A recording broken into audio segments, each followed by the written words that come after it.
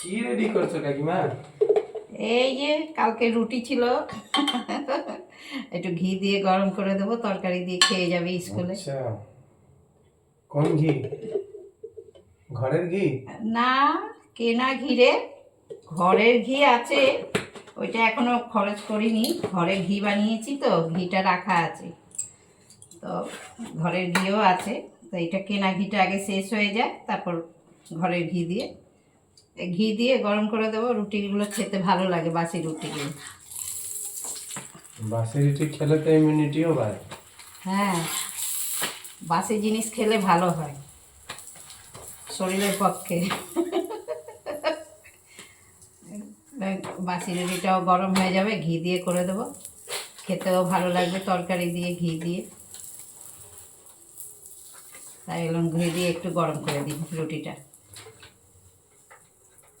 এই স্কুল যাবে মাস্টার মশাই, দুইজন মানুষের আর কি বানাবো।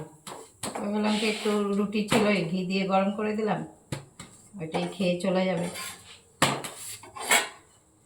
দেখো, আবার বরফি নিয়ে নিল সাথে। মিষ্টি ছাড়া ওর একদম চলে না, একটুও কিছু মিষ্টি চাই ওর। মিষ্টি না দিলে ওর গলা দিয়ে নামে না। ঠিক আছে, দিয়ে নি খেতে ছেলেকে।